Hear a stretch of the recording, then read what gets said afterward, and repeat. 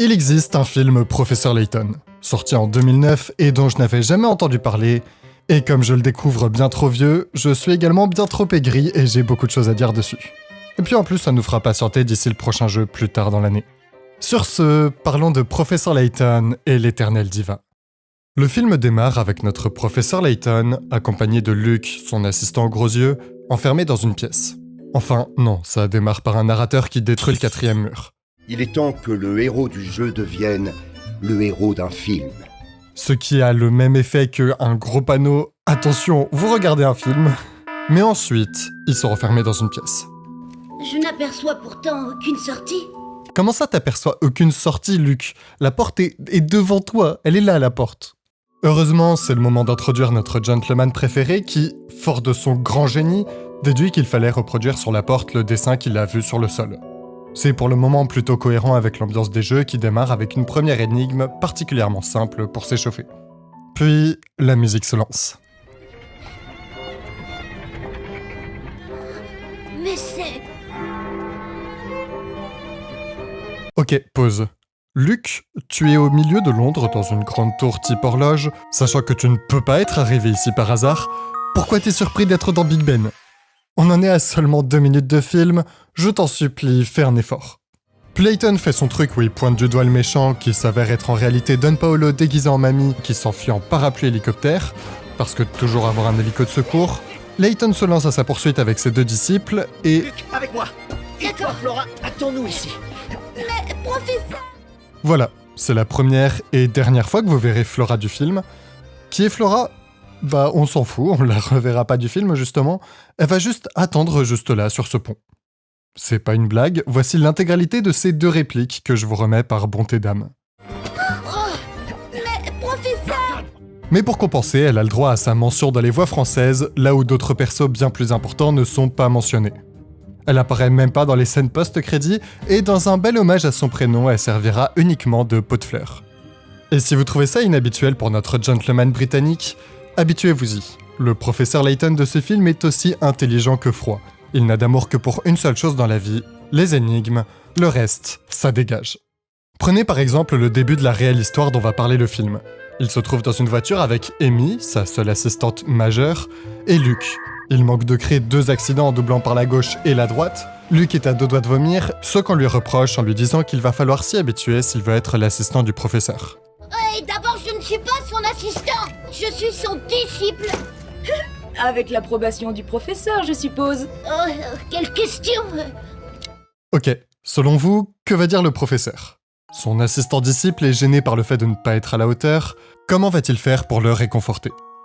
Avec l'approbation du professeur, je suppose. Oh, quelle question. Évidemment. Amy, où en es-tu avec ces recherches? Il en a rien à foutre. Au moins, ça le mérite d'être clair. D'ailleurs, on va revenir rapidement sur Luke et sa relation avec le professeur. Vous le voyez là, courir tout sourire? C'est parce qu'il est heureux de servir d'assistant du professeur. En triant son courrier, en lui préparant le thé, en arrosant son jardin, mais aussi...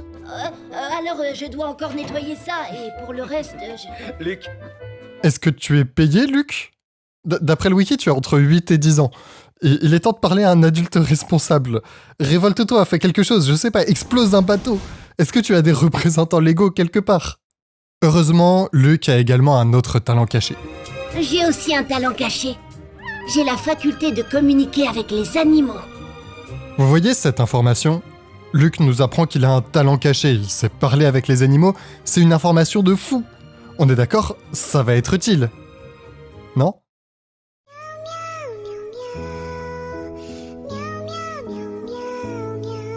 Bref, il s'avère qu'en plus d'être une description de l'esclavage moderne, ce film possède une intrigue. Il y a une diva, elle est devenue éternelle. C'est le titre du film, suivez un peu. Et cette histoire nous a exposé le temps d'un opéra de 2 minutes complètes d'informations qui paraissent très longues. il était une fois une reine qui chérissait la musique par-dessus tout.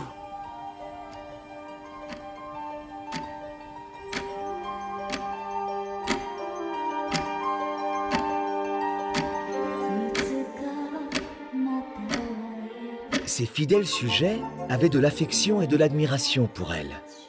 Voilà, le film vient de vous prendre 15 secondes que vous ne retrouverez jamais.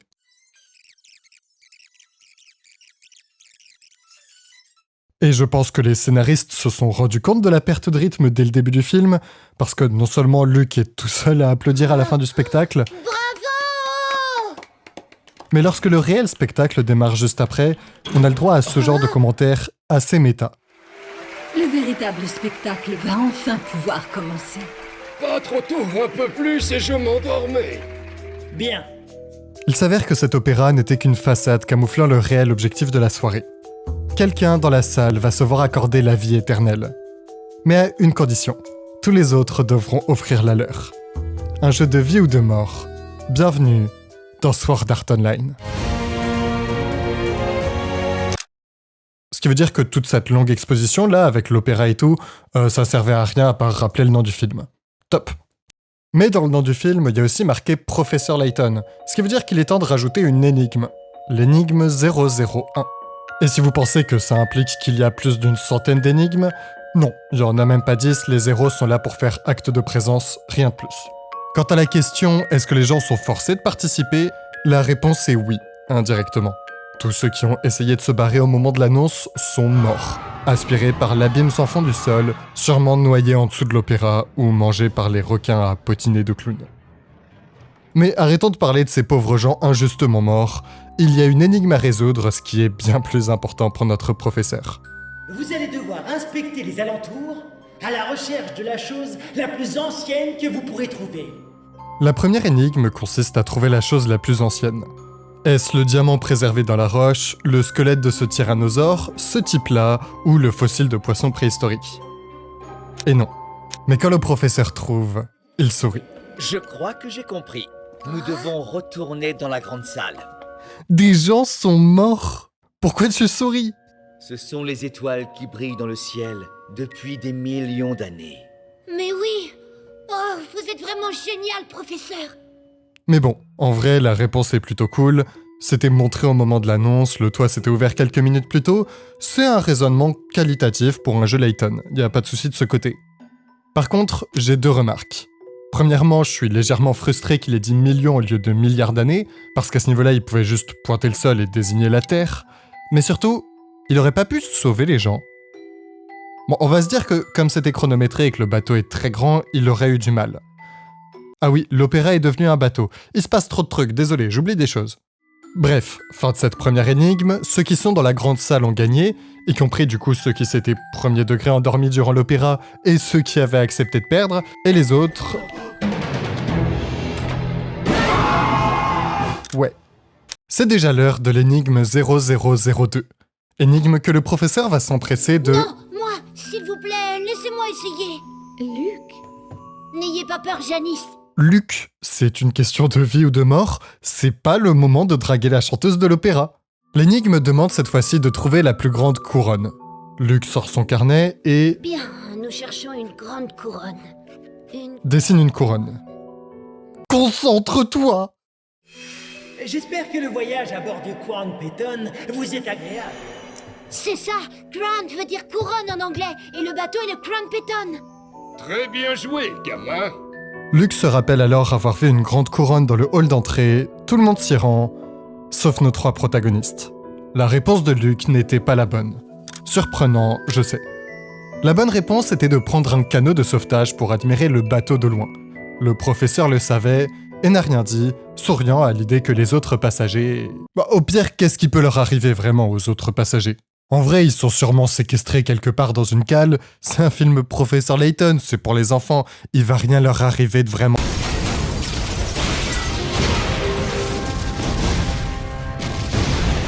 Ok, ils sont morts. Mais rassurez-vous, même s'il n'a pas trouvé la solution, notre Luc a quand même dit une phrase particulièrement vraie juste après. Arrêtez, là c'est un peu trop pour mon petit cerveau. Avant de se faire combo humilié par le gars qui l'avait félicité. Hé, tout à l'heure vous avez dit que la couronne du hall d'entrée était la bonne solution. Ce n'était qu'une ruse pour écarter les imbéciles de la course à la vie éternelle. Qui? Moi? Il me ferait presque de la peine. Et justement, il va enfin pouvoir montrer son utilité et se rattraper. Parce que quand le groupe de joueurs encore en jeu, / encore en vie, arrive sur une île et se fait attaquer par des loups, c'est son moment.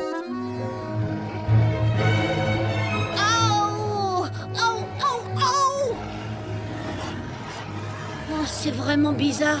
Je n'arrive pas à établir le contact. Mais tu sers à quoi, Luc? Allez, je nous le remets juste pour le plaisir. Oh, oh, oh, oh. Non, là, je peux plus te défendre, désolé.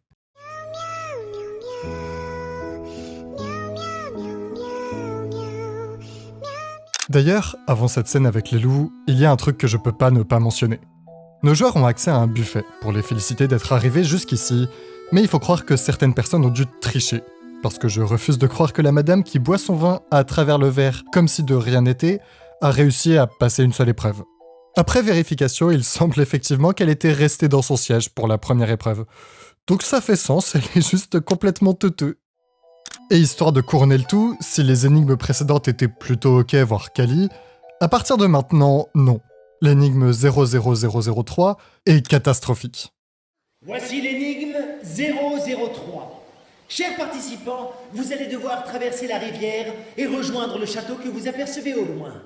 Voilà, l'épreuve c'est juste atteignez le château. Et le seul obstacle, c'est les loups. Ok, c'est sûrement une référence à l'énigme de la traversée, ça c'est cool, sauf que pour se débarrasser des loups, on va à la place utiliser les 3 pièges dans les arbres. Les faire tomber sur les loups serait trop difficile, donc Layton pense à la superbe stratégie de le faire tomber sur lui-même. Puis un autre groupe limite, mais pas le 3e. Soit, à ce niveau, la logique du film voudrait que ce 3e groupe se fasse bouffer, puis que les loups finissent par se lasser et se barrer, mais non, nos groupes doivent avancer en portant la cage. Là où ça devient problématique par contre, c'est que les loups continuent de poursuivre le groupe de Layton uniquement, au lieu du groupe qui n'est pas protégé. Et que, bien qu'ils aient une bonne solution, le professeur finit par trébucher, ils perdent leur protection et ils courent. Ce qui veut dire que toute l'énigme ne servait à rien, qu'il suffisait de courir tout du long et que ceux qui ont raté l'énigme pouvaient profiter du changement de cible des loups pour quand même passer à l'étape d'après. Ce qui est nul. Voilà, c'est nul. Mais au moins, on a le droit à cette super scène où le professeur se met à l'abri dans une cabane avec Luc et Janice la chanteuse, et après 4 plans consécutifs de la cabane où on voit des cordes nouées au plafond ainsi qu'un tabouret, il réfléchit et semble avoir une idée. Non, Layton, ne fais pas ça! Tu es encore si jeune! Non! Bon, en réalité, il construit un hélico-bateau motorisé à 3 roues, pour échapper aux loups, encore une fois, toujours.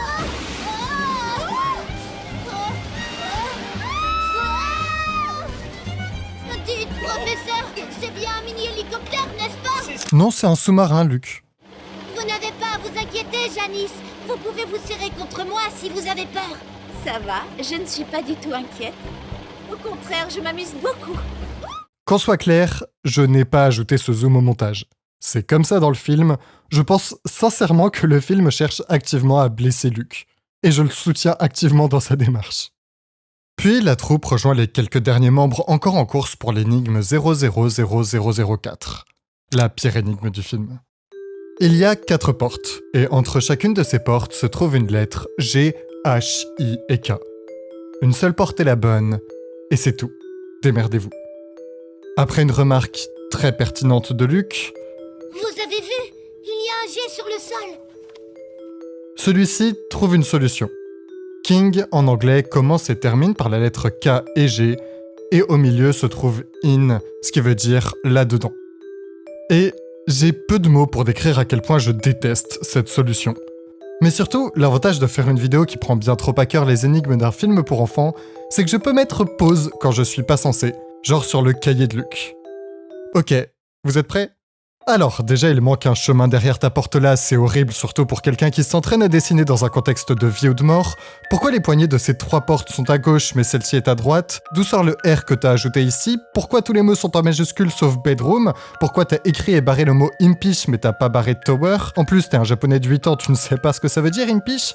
Pourquoi t'as pas tenté plus de 5 mots avant de te dire que c'était forcément la solution et que ce n'était pas difficile en fait? Pourquoi est-ce que t'as pas pensé à Goliath, hein? En plus, Goliath ça veut dire absolument rien, mais ça aurait pu. Et surtout, qu'est-ce qui te fait te dire qu'il faut mettre des lettres au milieu et que ce n'est pas des directions cardinales NSEW, comme le sont 99% des énigmes avec 4 lettres dans des directions orthogonales? Et surtout, pourquoi est-ce que tu as été inutile durant tout le film, tu as eu faux de A à Z? Tout ça pour que ce soit ta pire solution, qui soit la seule correcte. Je te déteste, Luc. Ah, attendez, le professeur décide de prendre une autre porte. Peut-être que Luke a encore une fois tort et que le professeur a décidé de le sacrifier. Il y a encore de l'espoir. Et non, dommage. En réalité, le professeur s'est volontairement trompé de porte pour accéder à d'autres endroits du château sans être surveillé. Il finit notamment par tomber sur la fille qui prétendait être la réincarnation de la précédente chanteuse décédée et actuelle détentrice de la vie éternelle. Posez pas de questions. Et après avoir flex le fait de déchiffrer à deux mains une partition de piano qui traînait là, celle-ci décide de lui parler. Je suis morte et puis... Non, je ne suis pas morte, je suis guérie. Je ne suis pas Mélina, mais si, c'est moi. Oh. Mais tu es... Schizophrène. Et si vous n'avez rien compris pour l'instant, c'est normal. Retournons voir Luke avec les 3 autres joueurs encore en course. Janice, Amelia et ce vieux monsieur-là. Mais au lieu d'avoir le droit à une dernière énigme pour les départager, le méchant du film apparaît. Qui ça peut bien être? Je m'appelle Jean Descolle. Puis Descolle annonce que le jeu est terminé et demande à ce qu'on lui amène Amelia. Janice! Mais arrête! D'ailleurs, il va encore pouvoir tenter sa chance quand Janice et lui seront envoyés dans la prison du château. Ne vous en faites pas, je vais vous protéger. Luc! Heureusement, Amy apparaît et les sauve, pas sans que Luke se remette devant Janice. Puis le professeur les rejoint, et maintenant que le jeu et les énigmes sont terminés et que tout le groupe est réuni, c'est là qu'on arrive au plus gros problème du film. Le scénario. Je vous fais un petit récap pour que vous compreniez. L'ancienne amie de Janice, dénommée Mélina, la précédente diva, est morte. Son père a alors cherché à la ressusciter, et avec l'aide de Descolle, a créé une machine permettant de transférer la conscience et les souvenirs de sa fille dans une autre personne. Ce qui nécessitait au passage de kidnapper un enfant, puis de remplacer sa conscience par celle de Mélina, ce qui revient à kidnapper et tuer un gosse, et il l'a fait au moins 3 fois. Mais ça n'a pas marché parfaitement, parce que ces enfants n'étaient pas assez compatibles avec l'esprit de Mélina, donc ils ont lancé un jeu avec des énigmes en promettant la vie éternelle et en distribuant plein d'invitations à des jeunes filles pour trouver une personne compatible, et Amelia correspond parfaitement au profil recherché. Et on va faire pause dès maintenant. C'est très lourd comme quantité d'informations, surtout que je suis loin de vous avoir tout révélé, et si vous vous dites que j'ai peut-être manqué de présenter les informations au fur et à mesure du film, non. Tout ça s'est déballé durant une séquence de 10 minutes de parlotte où tout le monde est dans la même salle et ne fait rien. C'est très long, c'est pas très fun, mais surtout ça veut dire que les 2/3 du film, la première heure, avec toutes les énigmes, ne sert absolument à rien. Genre, si Descolle et le père de Mélina ont les moyens de kidnapper et tuer des gosses, et qu'ils savent qu'il leur faut des jeunes femmes, pourquoi est-ce qu'ils kidnappent pas des jeunes femmes ? Pourquoi est-ce qu'ils se cassent la tête à mettre en place des énigmes, dont plein de gens qui participent ne sont pas du tout aptes à accueillir un esprit parce que leur corps est mourant ou déjà en décomposition, et le tout sans garantie qu'une jeune fille adaptée au transfert arriverait jusqu'à la fin du jeu. Le pire, c'est que même le père de Mélina s'en est rendu compte. Cela aurait été quand même beaucoup plus simple si vous n'aviez pas tenu à distribuer tous ces billets. Tout ça faisait partie de mon plan.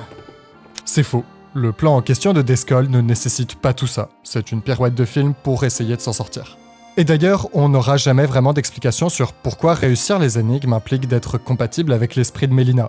Surtout que dans les énigmes 3 et 4, les gens qui ont réussi ont juste imité la solution donnée par Layton et Luke, donc même l'explication qui n'est pas donnée ne suffirait pas. Et au final, on se retrouve avec un film de 1h40 avec 1 heure d'énigmes, 10 minutes d'explication peu digeste pour essayer de raccrocher le reste, quitte à rendre tout le début inutile, et 30 minutes de... Attendez, il se passe quoi à la fin ?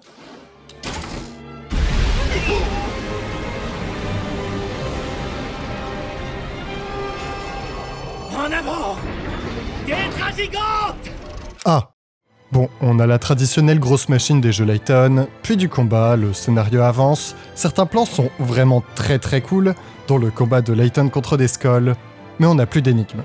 Et j'ai plus grand chose à dire, à part 2 petites choses sur toute la fin. Déjà, Layton refait à Amy le coup du « reste ici » en emmenant Luke avec lui. Amy, veille sur eux. Luke, suis-moi. D'accord. Exactement comme il avait fait à Flora au tout début, et vu comment Amy est pourtant bien plus utile que Luke, je vais juste en déduire qu'il est misogyne. Et ensuite, je sais qu'on essaye d'apprendre le pardon et que c'est un film pour enfants et tout, mais je trouve qu'on en a vraiment pas assez fait avec ce type-là. Papa, tu te souviens de ce que tu me disais quand tu partais en tournée? Ne pas kidnapper et tuer des enfants, peut-être ? Et c'est à peu près la fin. Personne n'a obtenu la vie éternelle, et ce type est très probablement décédé durant les crédits. Conclusion... je suis obligé de faire une conclusion ? Non, je suis pas obligé. Le film est cool, j'avais juste beaucoup trop de trucs sur le cœur, et en plus ça me permet de vous dire que si vous aimez les énigmes de Professeur Layton, j'ai sorti une vidéo sur une chaîne de maths qui parle de l'énigme Cavalier en balade. Donc si vous avez aimé les vidéos Double, Morpion ou que vous trouvez agréable le son de ma voix, cette chaîne est faite pour vous. Il me reste encore beaucoup d'énigmes de Professeur Layton dont j'ai envie de vous parler, et normalement elles seront mieux que celles du film. Sur ce, c'était Idrios. J'espère que la vidéo vous a plu, et vous inquiétez pas, on se reverra.